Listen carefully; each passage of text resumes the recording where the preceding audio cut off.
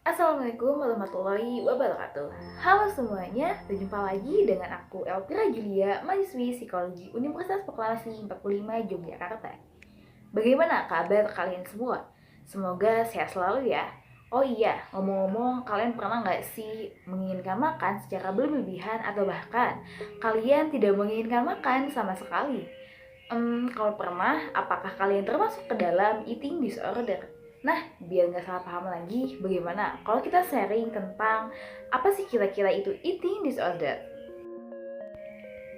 Eating disorder merupakan gangguan psikologis yang mengarah pada adanya perilaku yang tidak wajar terhadap makanan, baik cara makan ataupun pola makannya. Eating disorder terbagi menjadi 3 bagian, yaitu anoreksia nervosa, bulimia nervosa, dan binge eating disorder. Nah, untuk anoreksia dan bulimia dikategorikan sebagai penyakit yang kronis karena didefinisikan sebagai gangguan pola makan ataupun perilaku dalam mengontrol berat badan. Lebih lanjutnya, anoreksia nervosa merupakan gangguan pola makan dengan mengurangi berat badan secara sengaja dan berusaha untuk melapangkan diri agar memiliki body image di bawah berat normal minimal. Selain itu, penderita anoreksia memiliki ketakutan dalam kenaikan badan, sehingga mereka berusaha untuk melapangkan diri dan menolak makanan sama sekali. Mereka menganggap bahwa menarik itu ketika mereka terlihat seperti tengkorak. Yang selanjutnya adalah bulimia nervosa. Penderita bulimia memiliki pola makan yang normal, namun sewaktu-waktu ia memiliki keinginan makan berlebihan, di mana makanan dalam jumlah besar dimakan dalam waktu yang singkat. Hingga akhirnya mereka menyesal dan melakukan tindakan yang menurut mereka dapat mengeluarkan semua makanan, seperti memuntahkannya, berolahraga secara ekstrim, menggunakan obat pencahar, ataupun berpuasa berhari-hari. Penyebab dari anoreksia ataupun bulimia bisa saja terjadi ketika seseorang memiliki sifat yang perfeksionis. Misalnya, saya harus kurus tanpa celah, ataupun mereka yang tidak puas terhadap tubuhnya. Dan mereka terlalu percaya terhadap anggapan bahwa kurus itu menarik ataupun baik. Ada beberapa terapi yang dapat memulihkan eating disorder, seperti obat antidepresan, karena biasanya penderita eating disorder disertai dengan adanya stres ataupun depresi.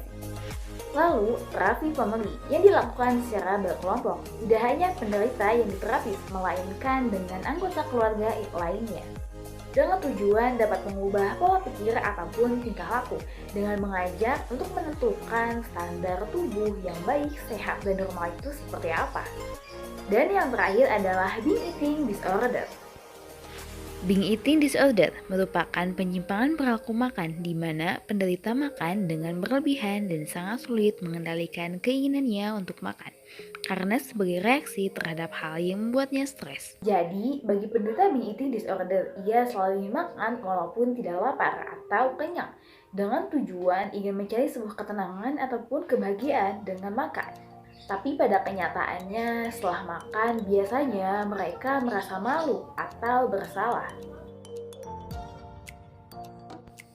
Ketika seseorang merasa kesepian, ia akan melampiaskannya pada makan, lalu stres, tertekan, atau depresi. Selanjutnya yaitu gaya hidup dan adiksi untuk makan. Misalnya, seseorang menyukai makanan seperti es krim, sehingga ia akan makan dengan porsi yang berlebihan. Yaitu dengan mengubah pola makannya. Misalnya, seseorang yang menyukai makanan manis bisa memakan ataupun meminum dengan sesuatu yang lebih sehat, misalnya buah-buahan ataupun sayuran. Lalu, pola hidup dengan membiasakan olahraga secara rutin untuk memulai hari-hari kita agar menjadi lebih sehat dan terhindar dari stres.